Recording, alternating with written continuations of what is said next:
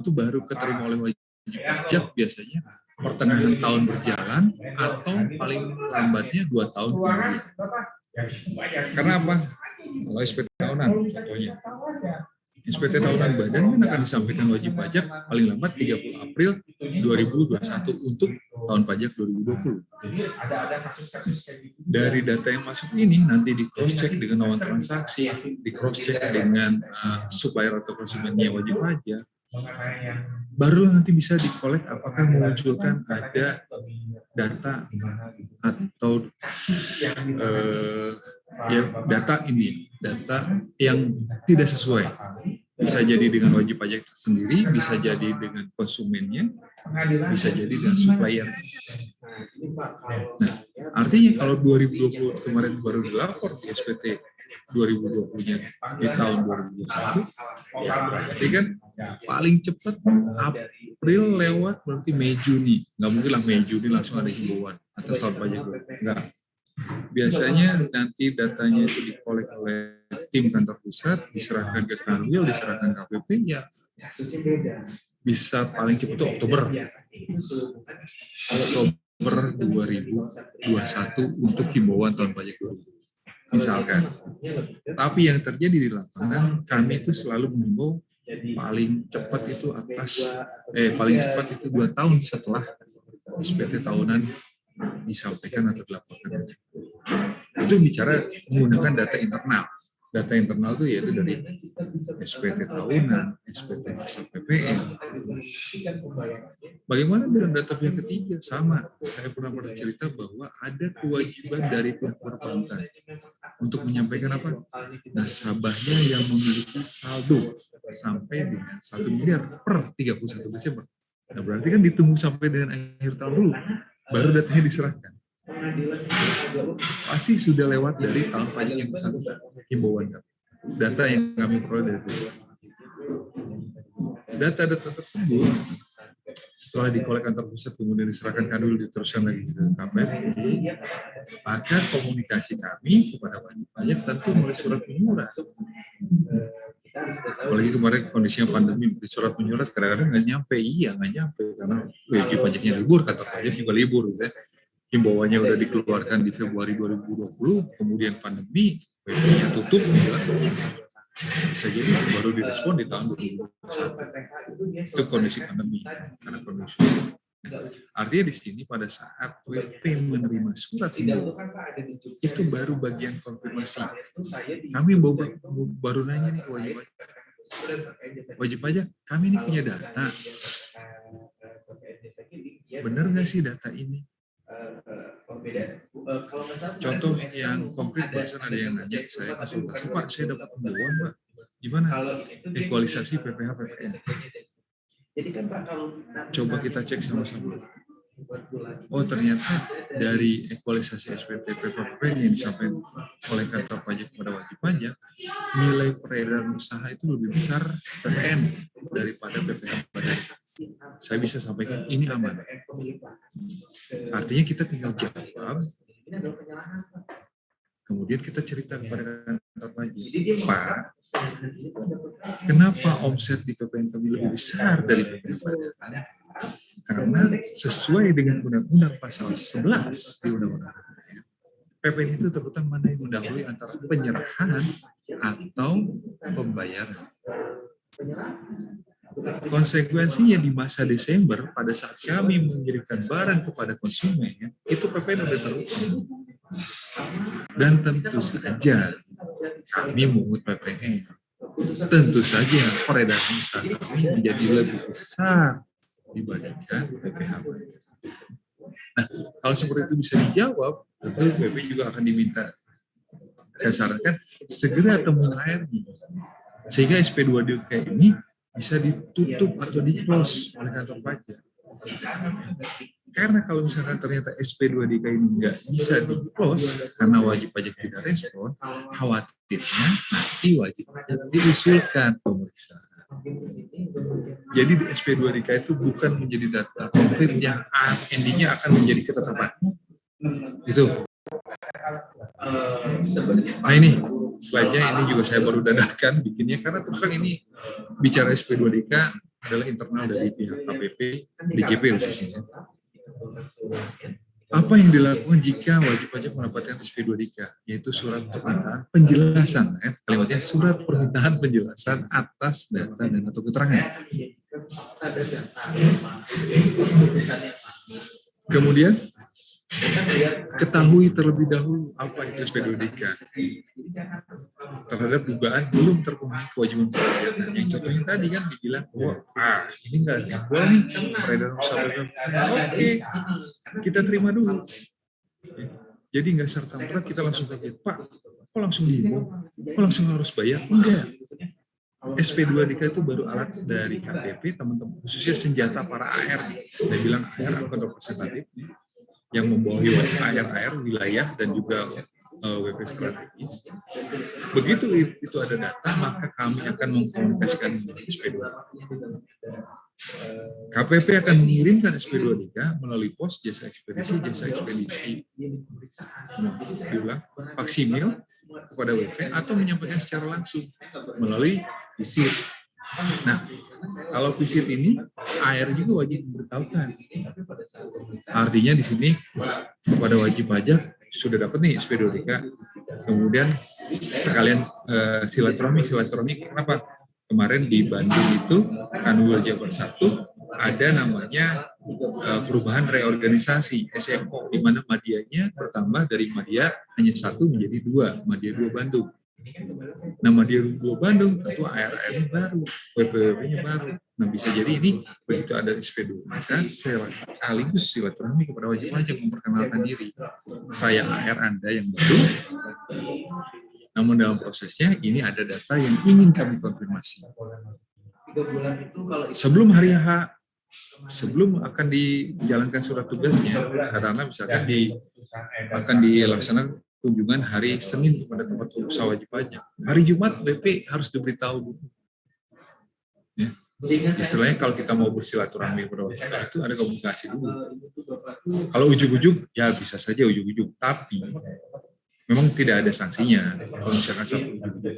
Tapi di sini etikanya dan informasi yang kami yang diinstruksikan oleh pusat itu tetap harus dikomunikasikan terlebih dahulu.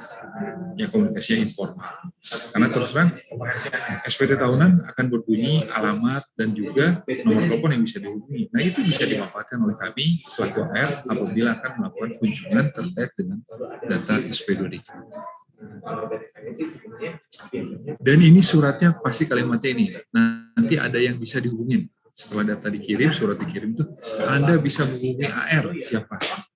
Itu harus jelas. Yang membawahi wajib pajak.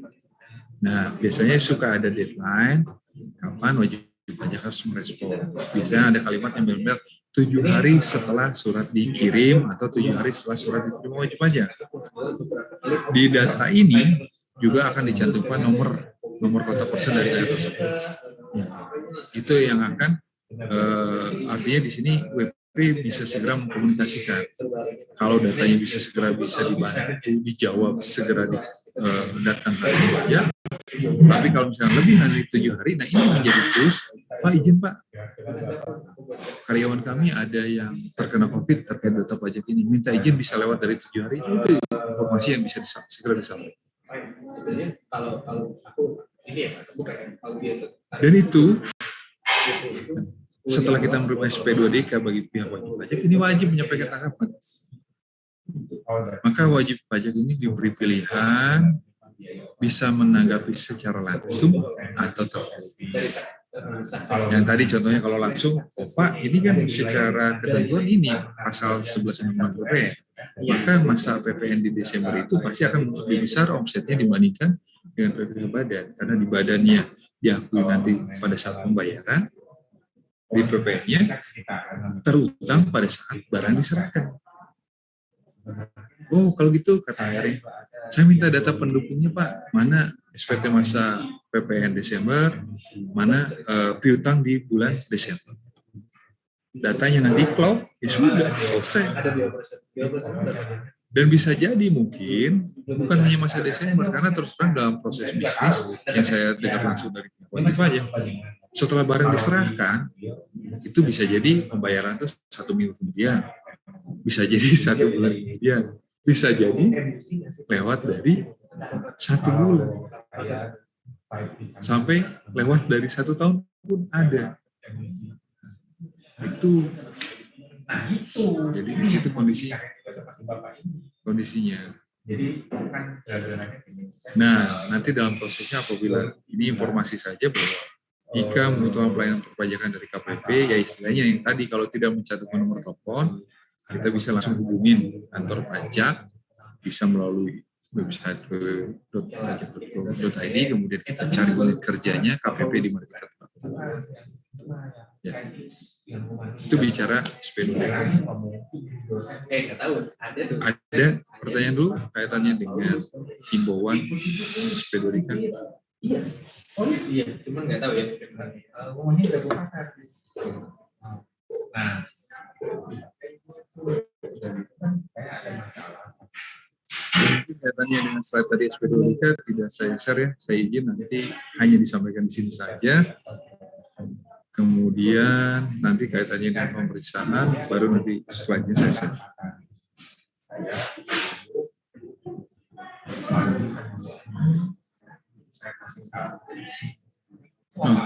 Izin kita rekam dulu ya.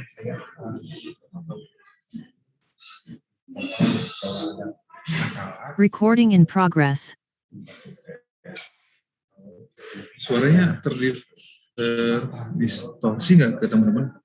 Soalnya saya lagi di luar, sorry. Ya Pak, suara di luarnya lebih kedengaran sih. Oh gitu.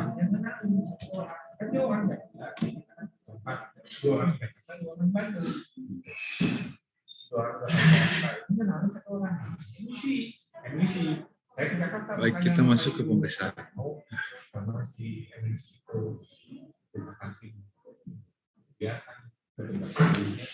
Jadi tadi pada saat data SP2DK ini nggak direspon dan nggak di-close oleh AR, ini yang akan terjadi. Jadi wajib pajak bisa dilakukan pemeriksaan. Dan itu kalau misalkan prosesnya seperti itu, maka usulan pemeriksaan itu kita bilang usulan pemeriksaan bottom up. Karena dimulai dari AR, WP nggak respon, ya, mungkin nggak responnya bukan hanya upaya 1 atau 2 kali, pasti AR akan memaksimalkan termasuk tadinya, contohnya melakukan kunjungan kepada wajib pajak, kepada wajib pajak. Berikutnya kalau misalnya ternyata tidak ada respon, sudah dikunjungi juga tidak ada niat dari wajib pajak, maka ini data-data ini untuk mengecek kebenarannya bisa dinaikkan, diusulkan. Bahkan prinsipnya self-assessment. Iya. Kami dari awal memahami itu bahwa dengan prinsip self-assessment yang diatur di Undang-Undang KPP, maka kami KPP ini selalu mengkomunikasikannya dengan cara korespondensi.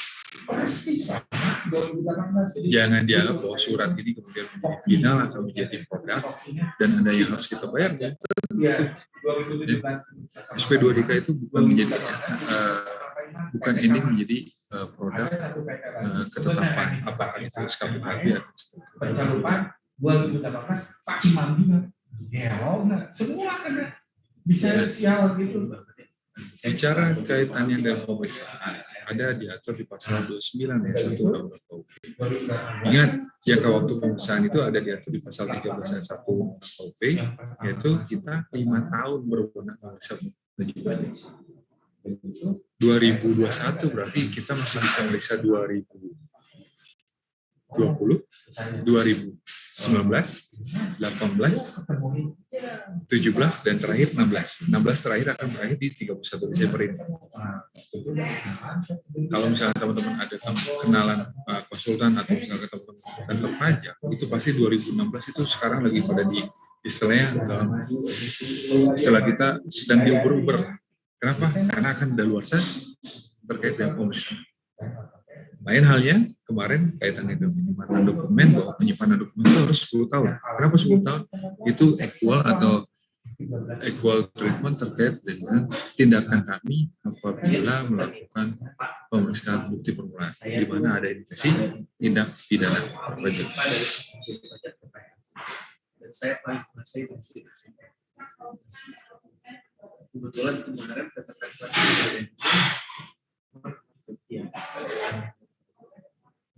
Izin. Saya terbuka pada saat itu, saya di kantor konsultan. Saya supervisornya bukan komite, bukan ahlinya. Yang saya decision.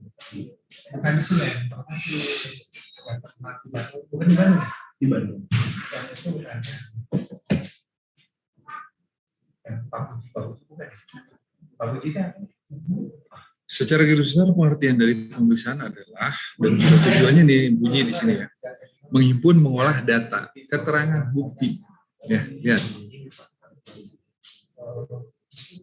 Ini intinya dari sini kita juga, karena tadi SP2 DKWP nggak respon, maka bisa dinaikkan nih jadi pemeriksaan. Secara objektif profesional. Artinya kami punya guidance bagaimana proses pemeriksaan itu harus dilaksanakan. Ada di PMK 17/2013 per dirjennya, ada di per 23/2013. Nah, tujuan dari pemeriksaan ini menguji kepatuhan atau tujuan lain. Jadi hanya dua, menguji kepatuhan atau tujuan lain. Itu tujuan dari pemeriksaan.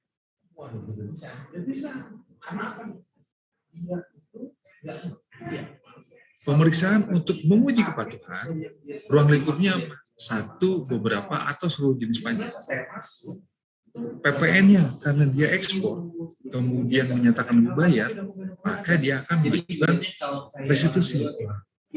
Satu jenis pajak, hanya PPN saja. PPh badannya menyatakan lebih bayar, akhir tahun. Kemudian dilapor ke SPT paling lambat 30 April, dilapor, tetap lebih bayar.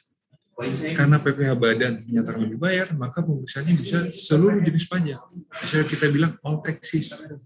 Karena nanti di komponen PPh badan, di laporan keuangan itu kan ada biaya. Berarti nanti lari ke objek PPh withholding. Ya. Apakah 23, apakah 2, apakah 26. Termasuk juga PPN dan PBB. Saya itu jadi all taxes. Kemudian satu atau beberapa jenis pajak bagian pajak atau pajak. Balik lagi bahwa yang diperiksa tentu setelah yang disampaikan wajib pajak. Dia lebih bayarnya untuk PPN adalah masa Februari 2020. Maka yang diperiksa hanya Februari 2020.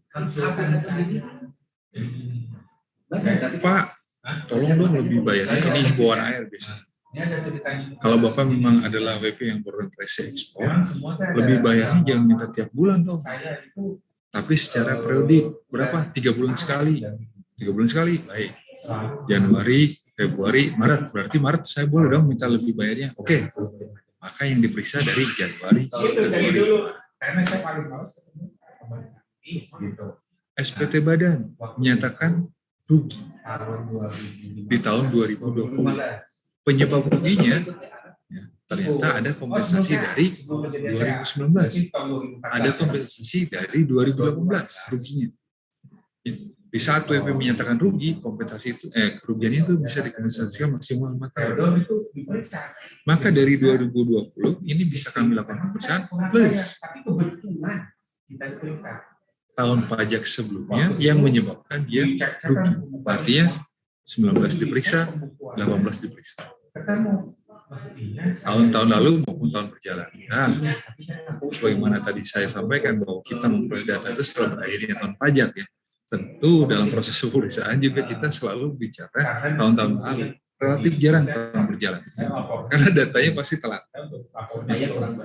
Kemudian bagi WP yang mengajukan restitusi, nah jadi suka ada job di para wajib pajak atau suka, Pak, SPT tahunan saya kalau saya hitung sendiri gitu, lebih bayarnya 1 juta. Saya nggak mau diperiksa Pak, saya buat kurang bayar aja. Jadi SPT yang menyatakan lebih bayar itu kadang-kadang menjadi momok bagi wajib pajak karena kekhawatiran akan diperiksa.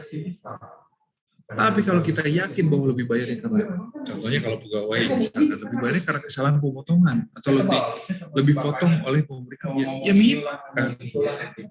minta kan segera. Nggak usah takut kalau nanti eksesnya kita akan diperiksa. Tapi pada umumnya memang baik WPOP maupun badan, termasuk saya diskusi dengan para wajib pajak yang 2020 itu ternyata banyak yang menyampaikan SPT-nya nihil atau kurang bayarnya 700.000, 500.000. Kenapa? Karena mereka khawatir diperiksa kan. Ini kan jadi dilema buat saya juga. Apakah memang karena ada diperiksa wajib pajak yang salah, atau pada saat kita melakukan pemeriksaan kita ada kesalahan kewenangan.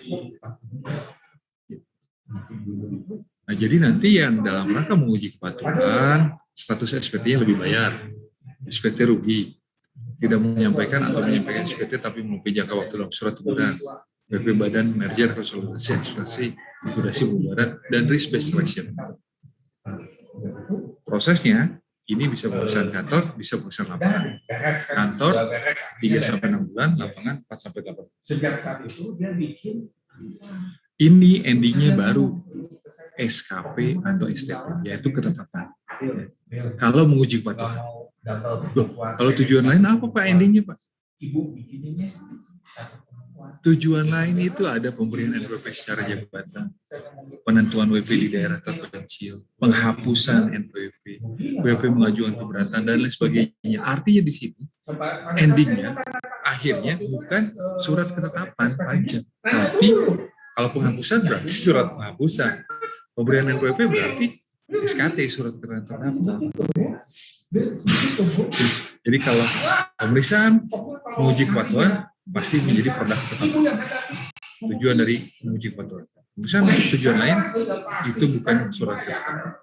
Sebagaimana jenis pemeriksaannya, maka endingnya adalah bisa jadi surat pemberian NPWP, surat penghapusan NPWP, surat pencabutan PKP, surat pengukuhan PKP, tergantung dari tujuan lainnya.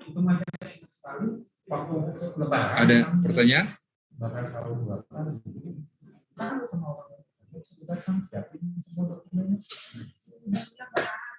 Namun baik dua jenis pemeriksaan tadi dengan tujuan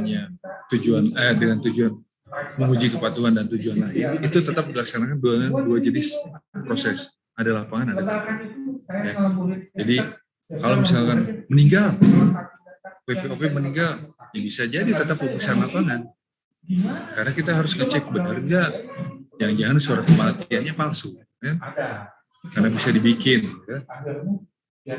Tapi kalau misalnya WP-nya lebih bayar, di bawah 1 miliar, bisa jadi pemeriksaannya kantor, cukup kantor. Konfirmasi, WP-nya suruh datang ke kantor. Ya. Jadi tidak serta-merta dari case-nya dilihat, apakah ini penghapusan, kemudian, oh berarti penghapusan cukup kantor Pak, enggak juga. Malah kami bisa ke lapangan. Lalu kalau ke lapangan, kemana sih tujuan dari Fiskus pemeriksa pajak ini? Bisa ke tempat kedudukan wajib pajak, kegiatan usaha atau pekerjaan lepas, tempat tinggal wajib pajak, tempat lain yang ditentukan oleh DJP. Kalau kantor mah udah jelas lah, pasti WP akan diminta hadir ke kantor pajak. Kemudian kriteria pemeriksaan, ada pemeriksaan rutin, ada pemeriksaan khusus. Pemeriksaan rutin tadi, SPT rugi, SPT lebih bayar, itu masuk kategori pemeriksaan rutin. Nah, pemeriksaan khusus itu dibagi dua. Yang tadi, dari SP2DK nggak direspon, maka bisa diusulkan pemeriksaan, that's bottom up. Tapi ternyata kantor pusat punya data nih tahun 2020, industri atau jenis usaha yang memberikan kontribusi positif adalah sepeda. Industri sepedanya diperiksa, toko sepedanya diperiksa. Itu bisa menjadi instruksinya dari pusat atau dari kantor, itu dibilangnya top down. Jadi nanti kami cek KLU, klasifikasi lapangan usaha wajib pajak, apakah dia industri sepeda, apakah dia toko sepeda, maka dua jenis KLU itu menurut kantor pusat atau kanwil wajib diperiksa. That's top down. KPP tolong periksa PP yang bergerak di bidang sepeda dan KLU sekian dan sekian. Dasar kita untuk menentukan apakah ini PP-nya industri sepeda atau toko sepeda dari KLU ya, klasifikasi lapangan usaha. Sahamnya 25%. Kaitannya dengan tindakan pemeriksa di mana tadi bisa secara bottom up atau top down. Kan KPP tadi sudah memilah nih WP yang respon, endingnya kebetulan atau SP2DK-nya di close. WP yang tidak respon mana aja. Nah, yang tidak respon ini kemudian diusulkan untuk dilakukan pemeriksaan. Dari usulan ini nanti akan terbitlah surat perintah pemeriksaan. PTA akan diperiksa oleh A, B, C. Supervisornya A, ketua timnya B, anggota timnya C. Itu akan dituangkan dalam SP2. Nah, setelah pemeriksa memiliki SP2, kita singkat SP2 ya, panjangan dari surat perintah pemeriksaan. Maka pemeriksa akan menyampaikan pemberitahuan secara tertulis. Balik lagi, komunikasi dari SP2DK, kalau misalkan mau datang visit, harus ada pemberitahuan. WP akan diperiksa juga harus ada pemberitahuan. Itu menjadi bagian etika, normal kalau di bidang pemeriksaan. Oh, kalau gitu Pak, wajib pajak bisa siap-siap dulu, ya silakan.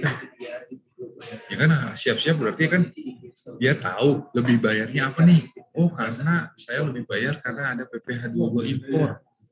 Saya lebih bayar karena ada pemotongan data pasal 23. Datanya disiapkan. Pasal 23 atas transaksi perbaikan A, B, C misalnya. Atau ada jasa konstruksi, kontraknya ada SPK-nya kita tunjuk siapkan. Nah itu disiapkan, boleh dong. Ya itu balik lagi dalam self assessment bahwa WP menyatakan lebih bayar, WP menyatakan kurang bayar, itu kan self assessment. Wajib pajak sendiri yang tahu. Nah kalau ternyata bukan lebih bayar Pak, apa yang tertuang di SP2? Akan disebutkan tujuannya misalkan menguji kepatuhan, yang diperiksa adalah BPH Badan atau Alteksis 2017. Ya sudah, kita akan menyiapkan seluruh dokumen terkait dengan transaksi di tahun 2017. Mulai dari laporan keuangannya, baca laba rugi, data pendukungnya seperti ledger, jurnal, dan sebagainya disiapkan, rekening koran disiapkan, SPT-nya disiapkan.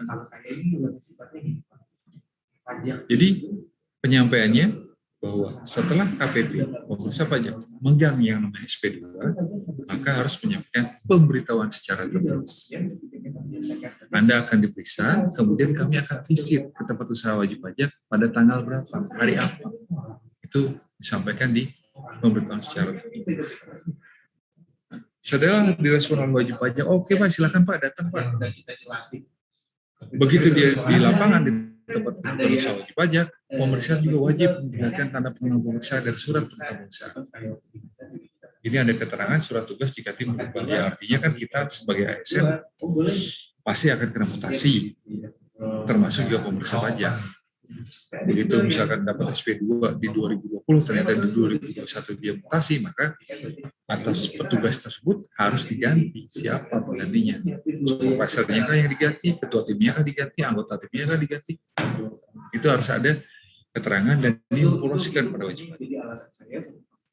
Kemudian, walaupun di SP2 sudah disebutkan ada alasan dan tujuan, tidak ada salahnya pemeriksa pun kepada wajib pajak menyampaikan secara lisan. Oh, SPT Anda menyatakan lebih bayar, maka akan kami uji kepatuhan. Untuk tahun pajak 2020 misalnya. Oh, PPN Anda menyatakan lebih bayar, restitusi Anda minta. Menguji kepatuhan. Untuk masa pajak Januari sampai Desember kan? Atau hanya beberapa masa saja? Atau hanya satu masa saja? Setelah di tempat kedudukan wajib pajak, di tempat usaha wajib pajak, tentu pemeriksa akan minta data-data yang menjadi dasar PP melaporkan SPT besar, SPT tahunan. Balik lagi flashback ke materi yang sebelumnya. Begitu punya NPWP, punya kewajiban menghitung, melapor. Nah, dasar menghitung ini itu akan ditanya oleh pemeriksa, mana dokumen-dokumennya. Diangkut tuh dokumennya ke kantor pajak, diteliti, di cross check dengan SPT-SPT-nya. Kalau ada koreksi dan sudah dikonfirmasi ternyata misalkan wajib pajak tidak bisa menjawab, maka koreksi tersebut akan dituangkan dalam SPHP. Bukan memberi harapan palsu, tapi di sini SPHP itu adalah surat pemberitahuan hasil pemeriksaan. Kalau sudah punya SPHP apa? Respon wajib pajak diberikan hak untuk menanggapi tertulis. Biasanya jangka waktunya 7 hari deh. Ya. Nah, setelah nanti pemeriksa memperoleh tanggapan dari wajib pajak, maka berikutnya pemeriksa akan mengundang pembahasan akhir, closing conference, bahasa kerennya. Pembahasan akhir hasil pemeriksaan PAHP. Kalau misalnya ternyata tanggapan wajib pajak, sanggahan wajib pajak, itu bisa dipertimbangkan oleh pemeriksa, maka koreksi misalkan semula ada koreksi sebesar 100 juta. Setelah ditanggapi koreksinya menjadi 50 juta. WP setuju, maka di pembahasan akhir WP menyatakan setuju. Tapi kalau ternyata ini koreksinya 100 juta, pemeriksa nggak setuju, wajib hadir dalam pembahasan akhir. Karena nanti akan diberita acarakan. Di situ wajib pajak apabila menyatakan tidak setuju atas koreksi yang tadi besarnya 100 juta, itu akan berdampak nanti ke SKPKB. Katakanlah dari 100 juta itu kemudian terbit SKPKB nilainya 20 juta. Dalam pembahasan akhir WP nyatakan tidak setuju, maka di kolom SKPKB yang dibayar, yang harus dibayar 20 juta. Jumlah yang disetujui dalam pembahasan nanti itu ada, saya kasih unjuk nanti SKPKB. Jumlah yang disetujui oleh wajib pajak 0. Nah, di saat menyatakan 0 rupiah itu, kalau WP akan menerima hak keberatan, berarti tidak ada yang dibayar. Ini poinnya bahwa pada saat diundang pembahasan akhir, kita wajib hadir. Apakah nanti teman-teman mewakili wajib pajak, apakah teman-teman sebagai wajib pajak. Nah, setelah risalah pembahasan dituangkan dalam berita acara, di case close, sudah terbitlah surat ketetapan pajak. Di sini juga pemeriksa tetap harus ada tugas berikutnya, yaitu melakukan pembinaan dan mengembalikan dokumen serta menjaga kerahasiaan. Melakukan pembinaan itu ya, itu misalkan kalau ternyata koreksinya diakui oleh wajib pajak, pasti akan menyampaikan jangan diulangi lagi ya, sehingga tahun depan biar tidak menjadi koreksi. Mengembalikan dokumen baik hard copy, soft copy, tadi kan udah datang ke lapangan ketemu sama wajib pajak, silahkan wajib pajak sudah menyerahkan, kemudian harus dikembalikan oleh si pemeriksa. Itu jangka waktu pengembalian pun diatur. Artinya kalau SKPKB sudah terbit, maka dokumen itu paling lambat 1 bulan harus kembali atau diserahkan. Menjaga kerahasiaan itu kaitannya dengan pihak eksternal ya. Kalau di pihak internal misalkan saya sedang meriksa WP untuk tahun pajak 2018 di tahun 2020. Udah keluar nih koreksinya misalkan kaitannya dengan WP. Teman saya di 2021 akan melakukan pemeriksaan tahun pajak 2019. Mi, cek dong, WP lo kemarin bunyinya apa? Koreksi WP ini. Itu boleh. Itu pihak internal. Yang nggak boleh itu benar-benar pihak eksternal.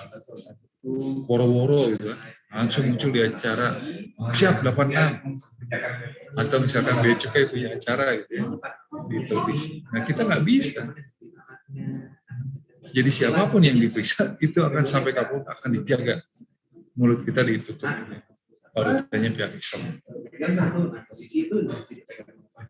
Lain halnya nanti kalau misalkan ada keterkaitan kasus pidana sehingga diperiksa KPK, polisi kejaksaan, itu lain hal. Tapi tetap prosesnya apabila tidak ada tindak pidana selain tindak pidana perpajakan, maka sampai kapanpun kita wajib menjaga kerahasiaan.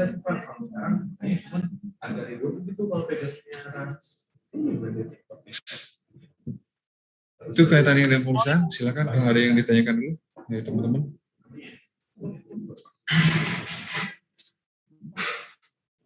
Atau segera diperiksa nih teman-teman.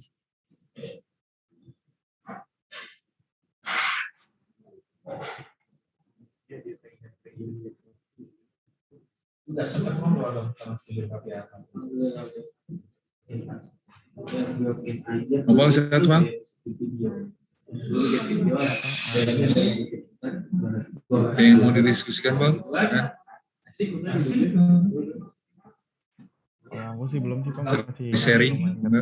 Cuma cuap-cuap dan kayak gitu ya. Cuman kan ini dari Bella barangkali ada yang didiskusikan. Kantoran kuat. Dari saya nggak ada Pak. Untuk materi ini. Gabriel? Sama Pak. Sama. Helwa? Apa dari saya?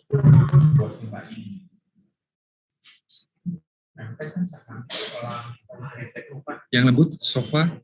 Ada pertanyaan? Ya, bilang lembut lah ya, sofa kan. Just kidding deh maksudnya.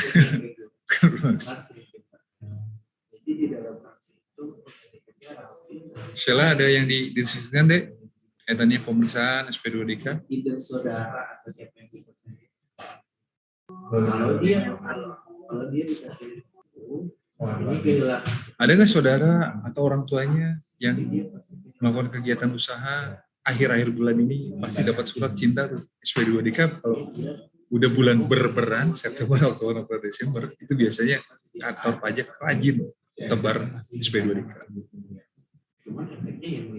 Ya, kenapa ya? Karena kondisi kami dalam hal ini masih lack of data, jadi komunikasi atau setelah data kami oleh laporan setelah berakhirnya tahun pajak, setelah berakhirnya 21 Desember pasti akan dikomunikasikan melalui SP2DK melalui Zoom. Wah, sehat Wak? Rajin di kampus Wak? Background-nya.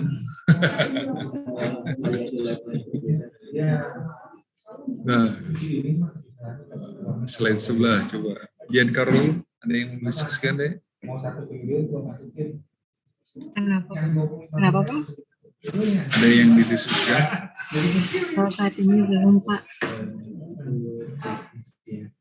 Akmal? Barangkali ada? Kalau dari saya cukup sih Pak untuk saat ini. Tapi itu yang tadi ya, challenge TikToknya ya, tugasnya kalau diperhatikan nanti sebelum UTS, maka diatur dengan kelompok yang sudah ada. Tapi sebelum UTS nanti dikumpulkan, jurinya hanya saya sendiri, jadi tadi siapa yang dapat apresiasi ke satu atau kedua itu, ya nanti saya menentukan sendiri. Mana tahu nanti ada yang persyaratan begitu disebutkan ada yang nggak lengkap, nah, kan bisa menjadi kurang. Tapi kalau misalnya semua bikin NPWP itu syaratnya ini ya, bagaimana cara mendaftarkannya? Pakai e-rank, datang langsung.